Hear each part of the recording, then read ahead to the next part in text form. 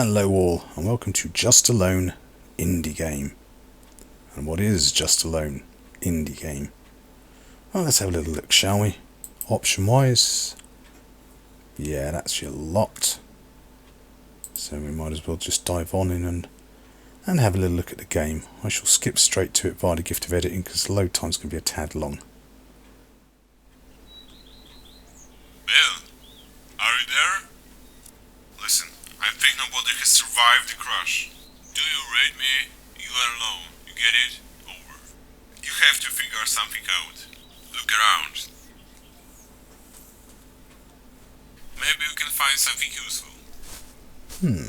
Could these be something useful, I wonder? Let's find out. This bit just acts as a sort of tutorial. Let's grab some of this stuff. Look, you are gonna be alone for a while. Don't treat this as training. Don't go crazy, it's not a game. We have spotted some unknown objects in your position. They move a bit odd. Maybe they are just your mates from the crew. You better check it out. The mates from my crew you just said were all dead. Of course, they're going to be moving a bit odd. If by moving odd you mean just laying on the floor. If you want to survive, you have to eat. Find some food. Over. So you might get the impression when you first look at it, this is maybe an open world survival game. Yes and no. It does have survival elements in here. It has the crafting elements and this resource gathering, but it's not strictly speaking a survival game. So you tab for your inventory, and you select something, then you select a number key you want it assigned to, and then what was that, Geiger counter. So this is your, as you can imagine, like most of these sort of games, you craft, and it does have crafting in it, which we'll look at quickly. So let's collect a few items. So you'll see these little boxes laying around, and that's where you get most of your first aid kits and your ammunition for your guns from. As well, it's got some various ores, but you can mine for them. So apparently this is supposed to be a goal-based game rather than a specifically survival. It does, as I say, has survival elements and pretensions, but they're very light. So anyhow, let's see what we're going to do. M for your goals. Find food. Hunt for the goose or the duck. Crafting wise, yes, inventory. Whatever supplies you've gathered up here, and you can, as the usual things, you start crafting more stuff and have more materials. You get a few more things to craft. So I have the workbench straight away.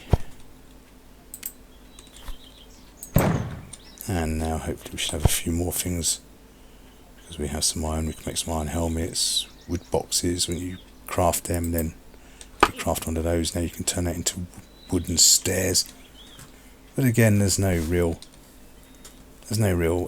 weather elements apart from one, which I'll show you very shortly, that you have to worry about. Even your stamina bar down the bottom right there, or your stamina hunger bar, as you see, doesn't actually go down unless you sprint. If you sprint, it starts going down, and then you need to eat. So let's carry on listening to Mate Your Boy. As you've seen the resource gathering, you've seen the crafting, and now the performance on this game is terrible. As you've seen also the graphical pop-in, the handbox just teleported in.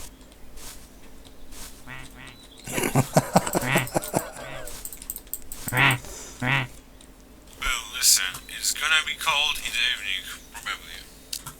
You will have to warm yourself up. Over and out. Also be aware, sometimes when you mine things, chop things down, or break boxes open, or kill the food, it can sometimes fall through the floor as well. And I don't know if those boxes respawn. You see what I mean? Just everything pops in. I'm not even sure why you need to make a fire in this game, because if you want to cook the food, well, you don't actually need to if you don't want to. But if you do want to cook it, you need to use the furnace that you can build, not the fire I'm about to craft. Still, you know. We checked the weather forecast task for now. Oh crap, that's gonna be fun.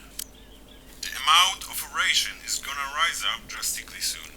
You will have to find some cover, okay? Over and out. So yes, a little 40 bit of a... seconds till the Alright, mission mother. opens. Okay, Get I've some got my cover, scarf otherwise you on. won't be dead soon. Okay, don't worry. I'm a big boy now. I can tie my own shoelaces. So yes, a little bit of a stalker element.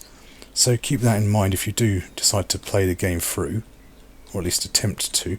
Sometimes when you complete the in-game missions, you'll be given one of these little waves. If it can't, this is as far as I can see, is any place to hide. If it happens at night, It's all over now.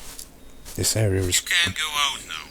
Thanks, I Mum. think it's the best time for you to scout the She area. doesn't half go on. So yes, Some changes may have occurred. they haven't. No changes at all have occurred. So the map itself is actually quite small. It might look fairly big at first. Very good news, Bill. Our boys will manage to get you out. At least, that is what the headquarters says. It will take some time, though. You are getting a special task from Commander. Your task Lucky is me. to extract a sample of uranium. You can find it, probably inside nearby rocks, just next to your current position. So this is the mining, of course. And that was stone, not uranium.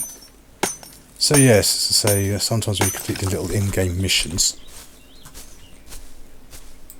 you'll get those little waves, and if they happen at night, which as darkness descends, which is soon, there we go, they just teleport in the enemies.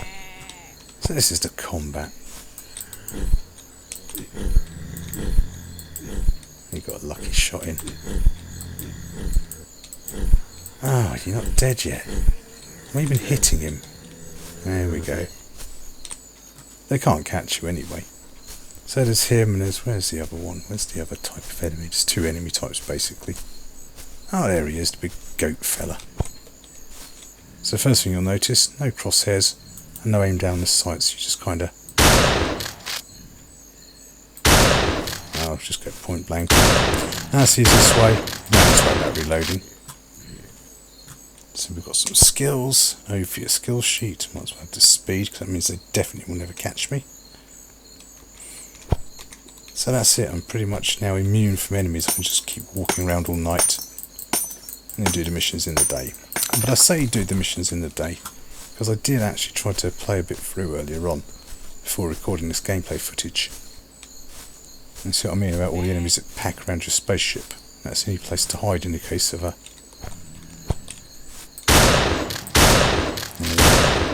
in the event of one of those waves.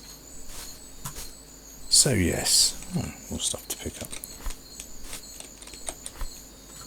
This is basically it, but I was trying to play through it as I was saying, and the missions all bugged out, making the game uncompletable. I got to a point where it just would not let me progress, and I tried doing something else, I forget exactly what it was now, and then it reset a load of my missions, but because I'd used up all the resources, I couldn't complete that bit either. So I stuck with a dead save. I mean, as I say, map-wise, might seem big, but it's all walled in. Pretty much what you see here to the horizon is what you get. And then you've got that little tower over there, that cylinder thing, that silo, whatever it be over there, that pops in and out of existence. There it is. And there's all your... At least the goats and the beasts seem to live in harmony. Everyone seems to be quite happy on this planet. It's just me they don't like. So this is it really, as I say, possibly completely uncompletable as a game because the missions bug out. Very limited points of interest, quite a small map, very limited crafting and building potential. And there's the biggest problem, they want £10 for it. It's $10.99. Really, with the amount of issues, you've seen the performance, the graphics are pretty ugly. It's one interesting point, I think, is it's actually made on the Blender game engine. It's not a Unity survival game. Which is a nice rarity. Blender, for those who maybe don't know, is actually normally considered a 3D modelling application. Modelling and animation, but it does have its own game engine inbuilt.